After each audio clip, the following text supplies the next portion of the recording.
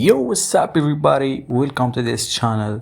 So I finally watched One Piece, and honestly this anime changed the way I look at stories. In this video I'm gonna talk about my journey with One Piece from episode 1 all the way to Egghead. My favorite arcs, my favorite characters, and the funniest and greatest moments. And the way this story became way bigger than just an anime for me.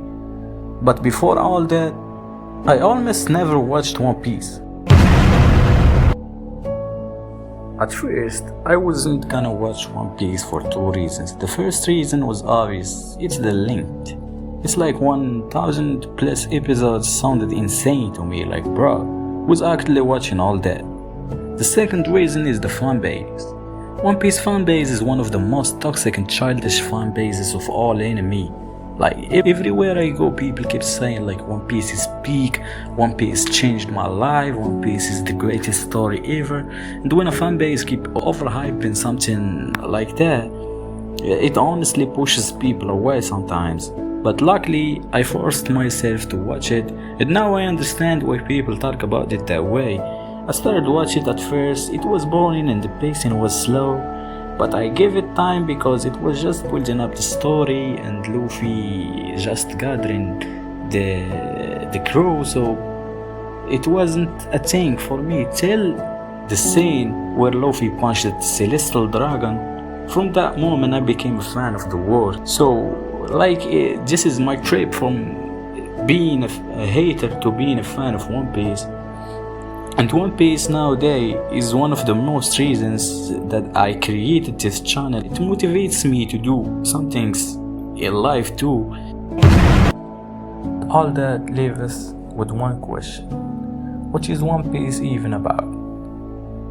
At first, One Piece looks simple. A little kid named Monkey D. Luffy wants to become the king of the pirates. But as the story keeps going, you realize it's way deeper than that.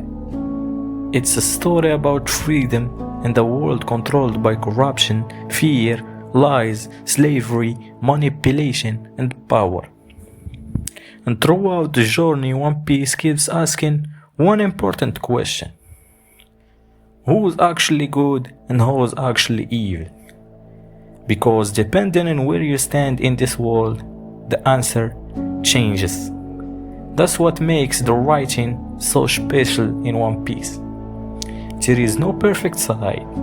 Even the heroes make mistakes, and even the villains sometimes make sense. And slowly, throughout the story, Luffy ends up changing the entire world around him just by being himself. So this was a little summary about the story of One Piece, which comes divided into multiple arcs, and every arc serves a purpose in the story, starting from East Blue where we see how the Straw Hats were formed, followed by Arabasta where we were introduced to one of the best villains in One Piece. After it Skypiea where we were shocked about how important that arc was in the future, followed by Wata 7 and Enies Lobby arcs, where the Straw Hats declared war with the world government. And the story goes like that to the Egghead where we start to feel like the end of the story is closer than we thought. Every arc adds something to the story, like world building, character development, and the mysteries, politics, or emotional moments. And that's one of One Piece's biggest strengths. Nothing feels more forever. Something random from 500 episodes ago suddenly becomes important later. I feel like Ichiro Oda remembers everything. And throughout these arcs, here is my top 5 arcs of the story. Starting with my top 5, we have the East Blue Saga. I feel like the East Blue is one of the most important sagas in One Piece. It's where we were introduced to the Straw Hat Pirates and where the foundation of the entire story were built. This is where we meet Luffy, Zoro, Nami, Usopp, and Sanji. We got to know their dreams, personalities, and motivations. Without the East Blue, there is no One Piece. As we know it today, some people don't rank it very high because It doesn't have the crazy fights and world-shaking events of later arcs, but for me, it's the base of everything, and that's why it deserves a spot in my top 5. Moving on to my top 4, we have Enies Lobby. Enies Lobby is another level for me. It's one of the best written arcs in the entire series. From Robin heartbreaking flashback and the tragedy of O'Hara to the Straw Hats declaring war on the world government just to save one of their own, everything about this arc was incredible. This arc also gave us Gear 2nd and Gear 3rd, which were some of the most hype moments in the series. At the Enies Lobby was the moment when One Piece truly showed how deep and serious the world could be. In my opinion, it's a near perfect arc. Now for my top 3, the Marineford. Marineford is not just one of the best One Piece arcs, it's one of the best arcs in anime history. From the beginning to end, it was pure madness. Whitebeard's legendary entrance, Luffy breaking into the battlefield, facing the admirals, the introduction of the Whitebeard pirates, seeing Mihawk's true strength, and finally Shanks arriving to stop the war. Every episode felt important, the stakes were at their highest, and the emotion hits hard. Marineford is simply one of the greatest war arcs ever created. Coming in at top 2 is Sabaody Archipelago. For me, Sabaody was the turning point of the entire story. It was the arc that showed us that the Grand Line was no joke, and that the Straw Hats were not ready for what was waiting for them in the new world. We were introduced to Silver's Rayleigh, the right-hand man of the Pirate King, and we got a glimpse of the terrifying power of the admirals. Everything about this arc felt different. The tension, the world building, especially the ending. It was one of the first time One Piece truly made me feel hopeless for the Straw Hats, and that's why I think it's one of the best written arcs in the series. And finally, my number 1 One Piece arc is Wano. Wano is one of those arcs where you can tell it's going to be special right from the beginning. The atmosphere, the setting, the music, the animation, everything felt like One Piece had reached another level. This arc introduced us to Kaido, who is in my opinion one of the greatest villains in the series. We witnessed also the Gear 5, one of the biggest moments in anime history, and we saw the downfall of not one, but 2 Emperors of the Sea. Despite being the longest arc in One Piece, it never felt boring to me, because there was always something happening, big reveals, massive fight, emotional moments, and world-changing events. For me, Wano is a complete package, and that's why it takes the number 1 spot in my list. So yeah, those are my top 5 One Piece arcs. Let me know in the comments what your top 5 looks like, because I'm sure some of you are already angry that I left one of your favorite arcs out. Another reason why One Piece becomes so special for me is the characters. This anime has some of the most memorable characters I have ever seen. Some characters make you laugh, some make you angry, and some genuinely inspire you. And what's crazy is that even side characters feel important. Almost every character has a purpose, a dream, or a story that makes them memorable. Starting with Monkey D. Luffy, the main character, I think Luffy is the representation of freedom in One Piece. One of the moments that proves this is when Rayleigh asks him about conquering the seas. Luffy basically say that he doesn't want to rule over anyone. He doesn't want power for the sake of power, he simply wants to be the freest man on the sea. And that's the meaning of the Pirate King in his opinion.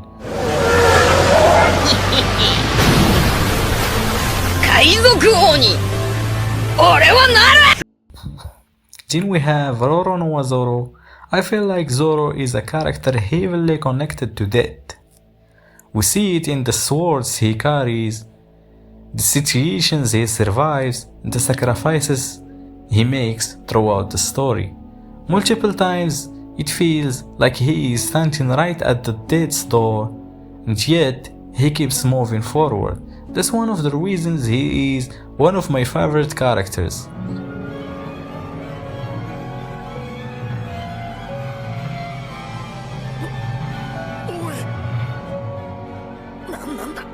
Then there is Whitebird. The why Whitebird died is legendary. Even in his final moments, he stood tall, protected his family, and proved why he was called the strongest man in the world. One Piece Goji Roger is another fascinating character. Even though we haven't seen much of him compared to others, but his influence is everywhere. The entire story existed because of the legacy he left behind. Lady. 俺はロジャー。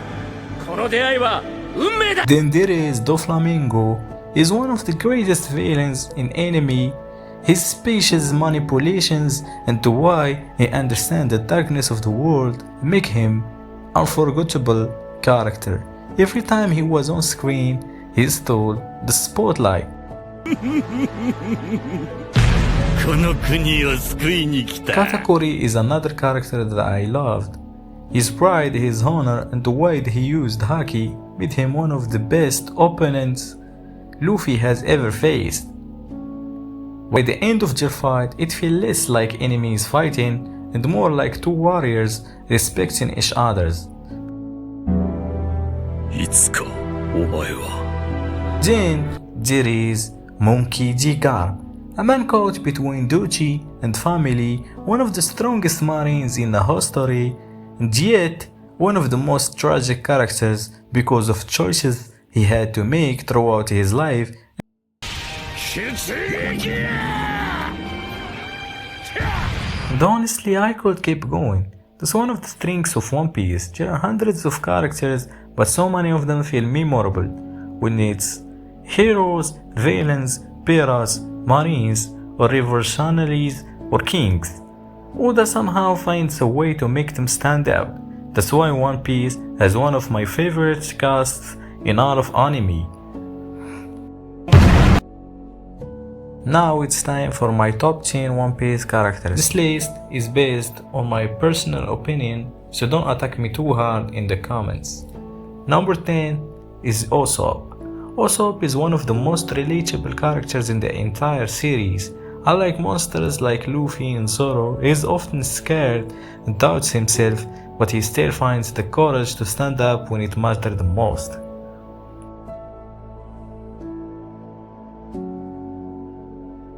At number 9, I have Garp. Garp is one of the most interesting characters in One Piece. He is a legendary marine, one of the strongest men in history, but at the same time, he caught between his duty and his family.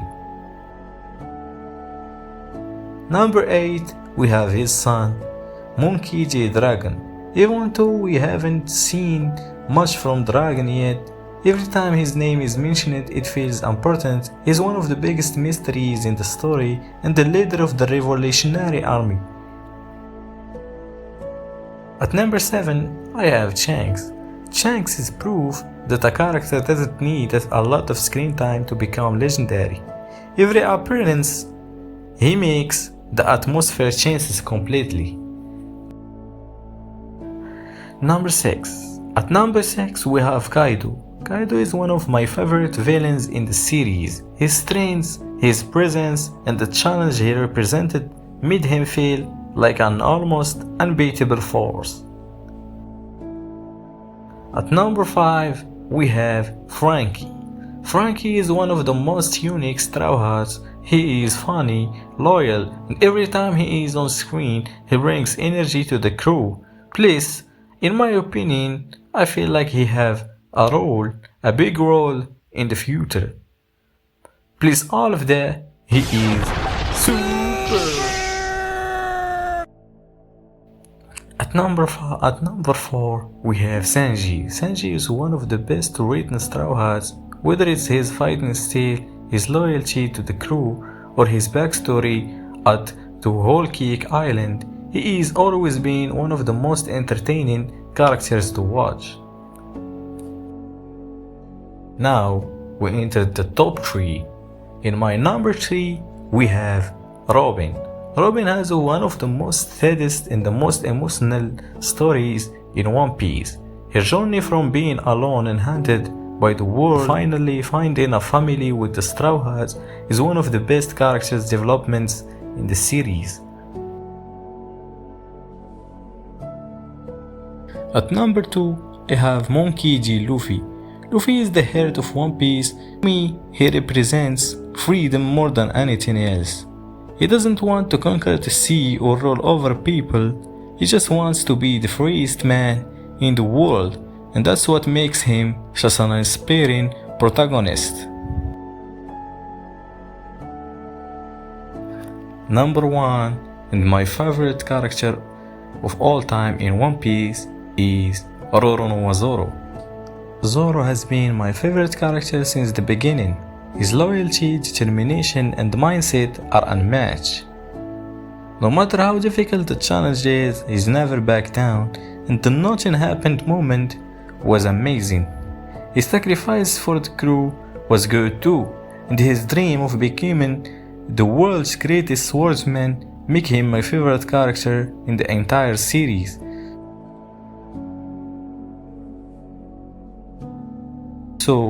So that's my top 10 One Piece characters. Let me know your own rankings, because I'm sure some of you completely disagree with this list. Piece is also gave us some of the greatest moments in anime history. Moments that make you scream, and moments that make you laugh, and moments that genuinely hurt you emotionally. And the balance between comedy and seriousness is something Oda mastered perfectly. 1 second you are laughing at the dumbest joke ever, and the next second you are watching one of the saddest backstories in anime.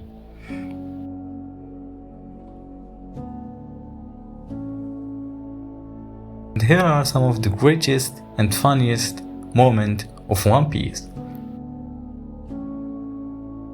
One of the greatest moments in One Piece is at Jaya with the Blackbeard. When Luffy and Zoro meet the Blackbeard at Jaya, Nami asks who that man was, and instead of saying he, Luffy says it's not he, and Zoro finishes it's D.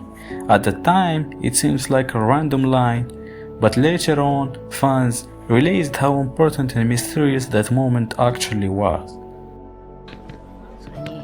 あいつじゃねえ。あいつじゃない？じゃあ何？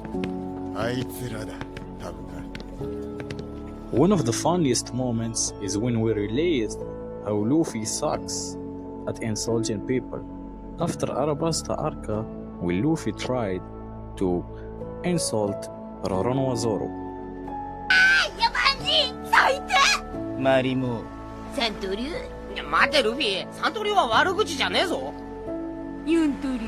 いやだから増えてどう One す of the greatest moments, Luffy punches a celestial dragon. This is one of the most satisfying moments in the entire series. After everything happened, seeing Luffy send a celestial dragon flying was one of the moments that had every One Piece fan standing up from their seat. The animation, the silence before the punch, the impact, it made it legendary.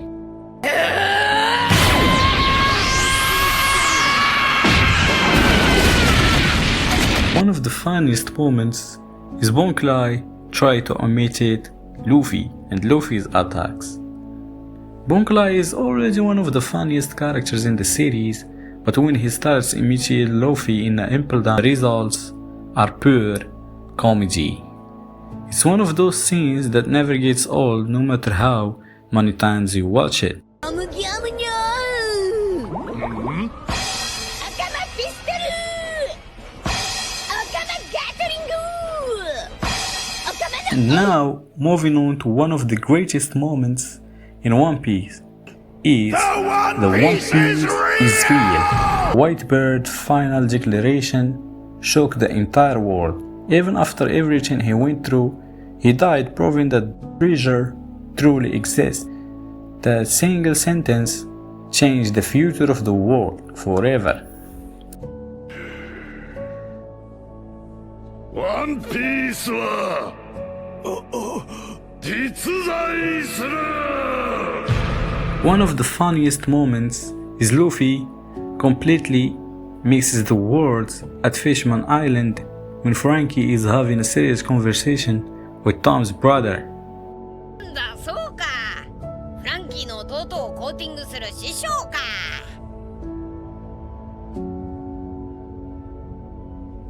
And honestly, I could keep going forever. There are hundreds of moments that could be on this list. Whether it's emotional moments, hype moments, legendary speeches, or pure comedy, One Piece always finds a way to make them memorable. That's one of the reasons why this journey becomes so special for me.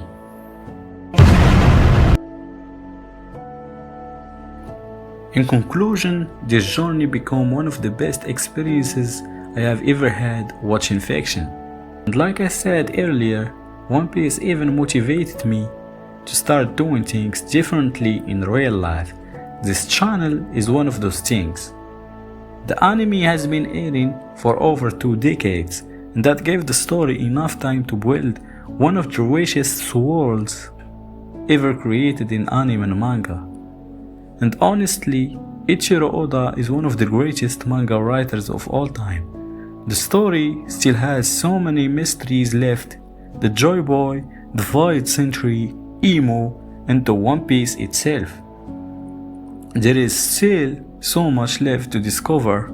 Of course, the anime isn't perfect, the pacing can be really bad sometimes, and some arcs feel slow or unnecessary at first, but later they become important because Oda connects almost everything back into the main story somehow, and that's what makes One Piece feel like alive. So that was my journey with One Piece from episode 1 all the way to Egghead. I already watched some of the new Elbaf episodes too, but I'm saving that for future videos, and from now on, after every arc I finish, I'm probably gonna make an arc review and talk about them with y'all. Maybe even stream One Piece content live if the channel grows enough. I also got another video coming soon reacting to One Piece theories, so stay tuned for that. If you actually watched it this whole time until this part, you are a real one. Love y'all, and yeah, that's it for today. Dickhead, dummy man. I should be shooting the strap with one hand. I should be holding the bench with my